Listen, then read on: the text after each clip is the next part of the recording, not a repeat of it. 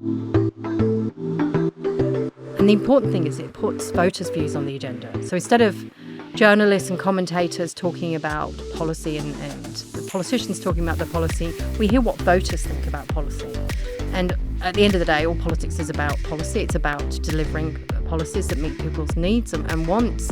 And so it puts the focus where it should be, which is on voters and policies rather than politicians and personalities. Welcome to the Research and Reason podcast. Join us as we discuss the latest research, news, and opinion from arts academics at the University of Auckland. Kia ora koutou, ko Julianne Evans aho. I'm Julianne Evans, the Media Advisor for the Faculty of Arts, and today I'm talking to Associate Professor Jennifer Lees-Marshment, a political scientist from Politics and International Relations in the Faculty of Arts, who's an expert in political marketing and branding. And it couldn't be a better time to chat ahead of the election, and because she's just relaunched Vote Compass, which is an online tool in collaboration with TVNZ that voters can use to work out how their views align with political parties. Tēnā koe, Jennifer, and welcome. Thank you. Thank you for joining me. Tell us a bit more about Vote Compass and how it works. So Vote Compass enables members of the public to go online and they answer 30 questions about party policies and positions, or policies and positions.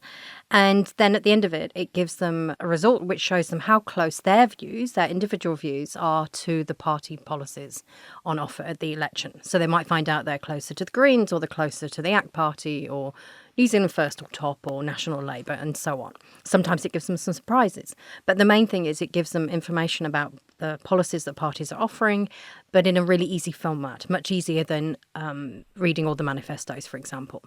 The other thing it does, though, is we then collate those results, which is almost like a major, massive, large-scale opinion poll, much bigger than you normally do, because normally polls are only of 1,000 voters. This one, we're already up to 100,000, for example. Over 100,000 people in New Zealand have done it so far. And it will show us what New Zealanders are thinking in way more detail than you normally get from polls. So we don't just say who you're going to vote for, or do you like, the two main leaders. We say, what are your views on healthcare, education, crime, as well as what is your most important issue? What is your top concern? And so it gives us a really important insight into what New Zealanders are really thinking that TVNZ will then report every few days during the campaign. And have you had a look and had to crunch through all of those policies to come up with those questions? So it's a team effort between Vote Compass team who are based in Canada, because it started off in Canada, has gone to Australia and New Zealand, and then myself and three other academics in New Zealand at University of Auckland and University of Victoria Wellington. And then also some researchers who go and analyse and code the party policies on the basis of manifestos, speeches, public announcements. They all have to be publicly announced. We also ask the parties to code themselves, and then we make sure that we carefully adjudicate if there's any disagreement between what the parties think their policies are. Sometimes they class themselves differently to how it is actually written or spoken, black and white, because they don't want to be seen to be. They're aware that maybe their policies won't be quite so popular. And so we make very careful judgments. It's very thoroughly researched and assessed to make sure we provide a fair report on what the party policies are. That must be quite a lot of work, is it? Does it take... Oh, it's huge. Yeah. Absolutely and huge. And it keeps changing, right? Because the policies don't always stay the same, or they're announced quite freshly. And it used to be easier when we first started, because manifestos were launched very clearly and much more ahead of the election. This election's been very hard, particularly as Labour have launched very late in the day. So it is hard to make sure that it's up to date, and we need to make sure it's done carefully. But we also will sometimes do, if a party announces a new policy that's exciting and interesting, whether people like it or not, whether it's good or bad, if it's particularly interesting, sometimes we do questions of the day, and we add another question to the tool that people can do as they're doing Vote Compass during the campaign as well. Is it something that you can do on the hop? Can you just go in and change something as it's announced every day? No, not every day, because that would be too complicated, because we've got lots of data going on there. It's just we can add questions of the day during the campaign if something in particular creeps up. If there was a big international event, for example, or sometimes we add a question just after the leaders' debate. And TVNZ will be running the first leaders' debate next Tuesday, so I expect there'll be a question for Vote Compass as to what people who saw it, what did they think of it. So it just enables it to be. It's a really dynamic tool. So you capture opinion, the beginning and during and near the end of the campaign. And the important thing is it puts voters' views on the agenda. So instead of journalists and commentators talking about policy and the politicians talking about the policy, we hear what voters think about policy. At the end of the day, all politics is about policy. It's about delivering policies that meet people's needs and wants. And so it puts the focus where it should be, which is on voters and policies rather than politicians and personalities. And that's a valuable thing. You're actually informing democracy, aren't you? Yeah, absolutely. We're making sure that voters have we're giving them a much easier way to think about policy before they vote. We don't tell them how to vote, of course, and people vote on all sorts of issues which, aren't always captured by the Vote Compass tool, and we would never, ever seek to tell people how to vote. But we're trying to give them more information, more guidance, so that when they make that final choice, on the ballot paper, whether it's a ballot box, by early voting, they've thought a bit more about policies, about, their hopes and dreams for the future, about their concerns, which means we end up with more thoughtful votes, which is obviously better for the country. Which is a good thing. Yeah. And what do you do with the information, just as a matter of interest? Like, what might you do once you've collated it all at the end of this election? Well, obviously it's reported during the campaign via TV and Z, so everybody gets to hear what the rest of the public and the rest of the country is thinking. So that's important. But we also often analyse it after the election. So in 2017 and 2020, we wrote a book analysing some of the data, showing, to what extent National Labour and the other minor parties, whether their policies aligned with voter views, as well as specific groups as well, because you can drill down in terms of age groups and ideology and so on. Interesting. And that brings me to another thing, because, of course, once this election is over, regardless of who wins, there's going to be a whole new lot of people in Parliament and in government, and those people are going to be joining others that are already there, and they're called staffers. And I know you know a lot about them because you've written a book, and that book is called The Human Resource Management of Political Staffers, Insights from Prime Ministers, Advisors and Reformers. And it's the result of extensive research in Canada, Australia, the UK and New Zealand. And I think it would be really interesting to hear a bit more about it, because I know for myself even, and I probably should know better, that I get a bit mixed up between people who remain in Parliament regardless of who is the government, and those who come and go with the government, and those are the staffers, aren't they? So perhaps you could tell us a bit about that. Yeah, absolutely. So behind every politician, there are a lot of staff who help them do their job and help run the country. And there are two groups. One is the permanent public servant. They are neutral, non-partisan. Most of them will have permanent jobs, and they stay there regardless of who wins the election. And their job is to help whoever is elected deliver the promises that they've made in the election. But then there's another category of staff who are political. They are partisan as such. They are working for that specific politician. And so every election, as well as the politicians changing, so who has the keys to the beehive, who gets to control, who's in the Prime Minister's office or in MP's offices, the politicians change, but also the staff do. So at the moment, there'll be staff working for Labour MPs who will be worried they probably may be likely to lose their job if their MP doesn't get elected at the next election. And likewise, there'll be people who, say, are on the outside, who maybe volunteered for National, who are thinking about they might go in to get those jobs. So the political jobs are temporary. They have quite bad workplace conditions, in that it's a very insecure job. But more than that, one of the problems that I discovered when I was researching is that often they're given very little training and orientation. They're not told what their role is, and there's a lack of HR, because the HR apparatus tends to be geared for the public servants, not the political servants. And because the public servants have to be apolitical, those people involved in HR don't want to be involved in managing political staff.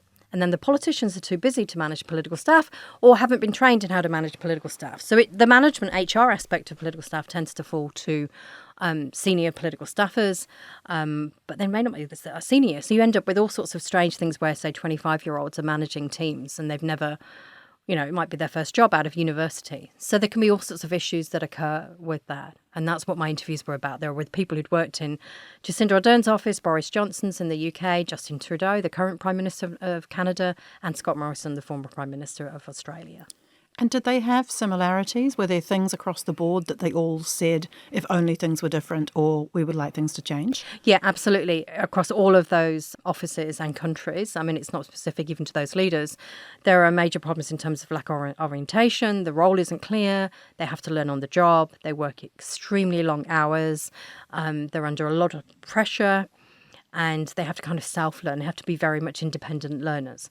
Now, it's a phenomenal bunch of people, of professionals, and they do, incredibly difficult jobs, and they're vital to modern democracy because politicians need these staff to help them get things done.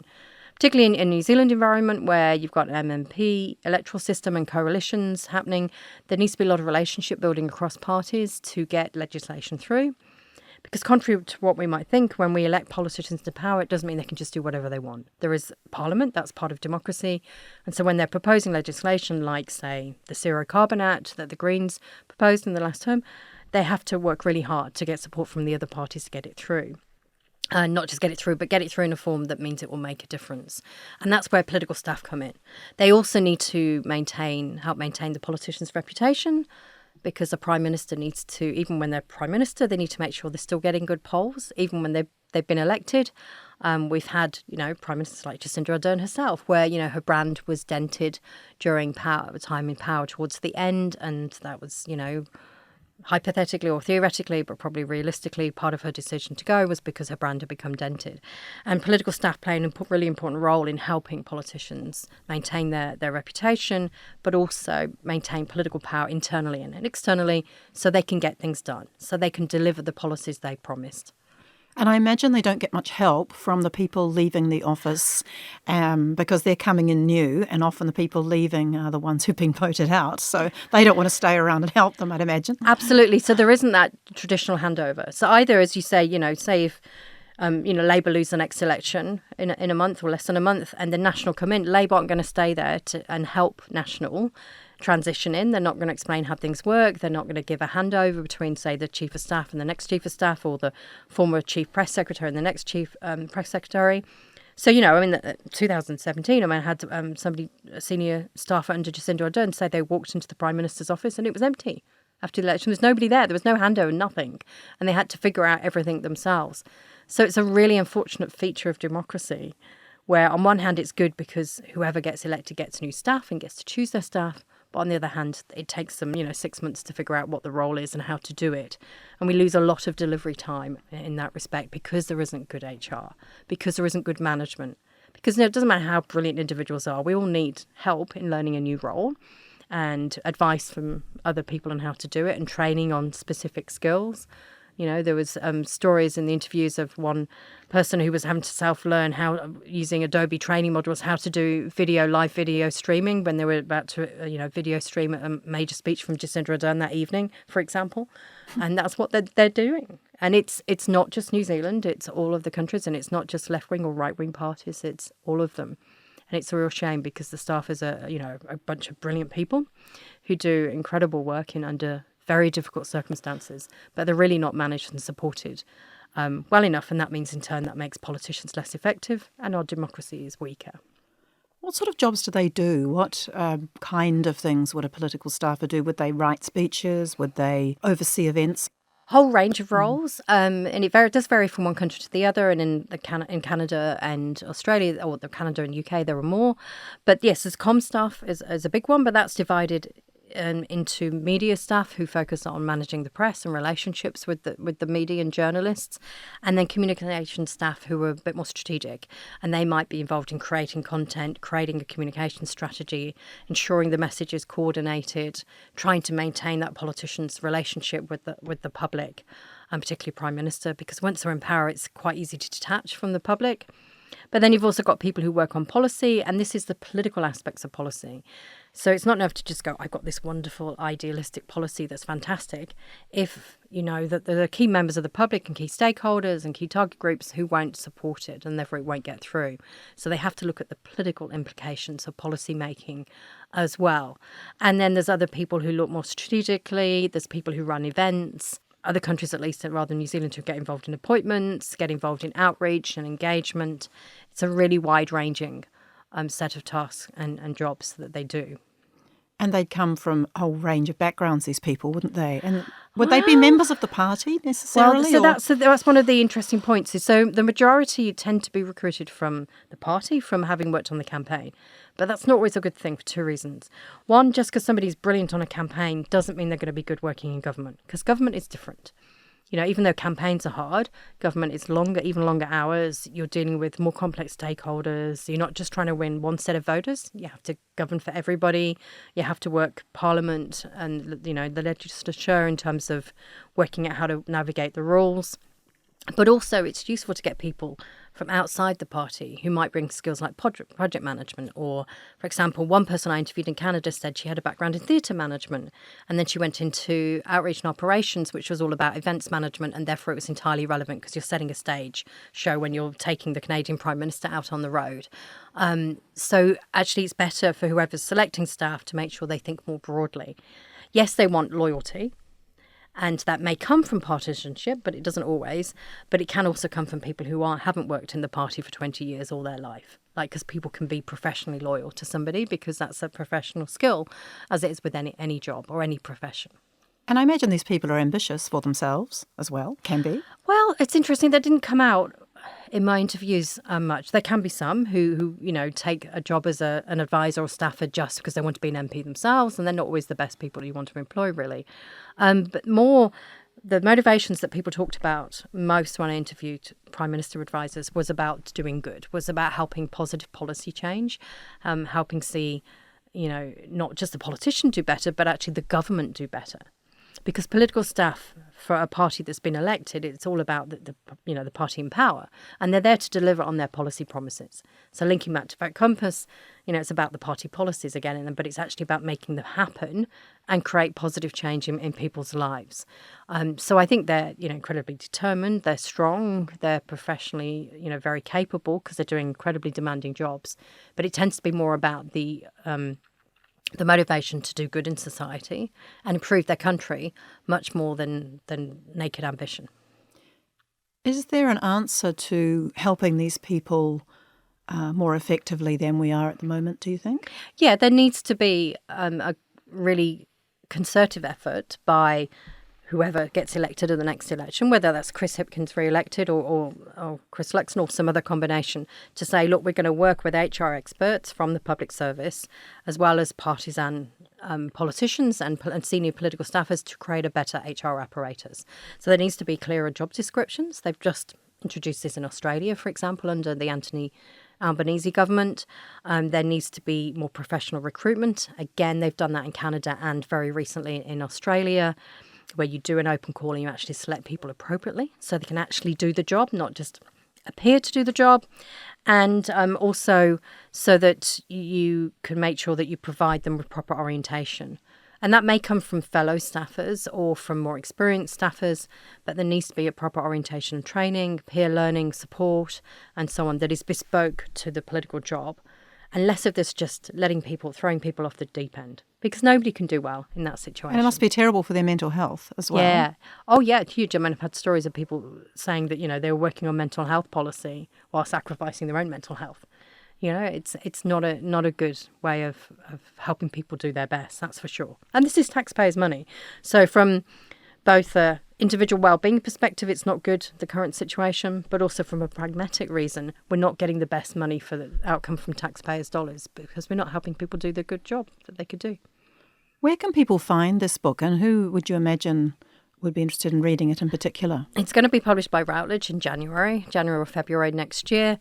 And the sort of people who should read it are people in the public service involved in reform and working closely alongside staffers, as well as political party leaders and chiefs of staff and their senior political party figures and senior MPs as well. They're the ones that need to read it and they need to put in place more effective measures.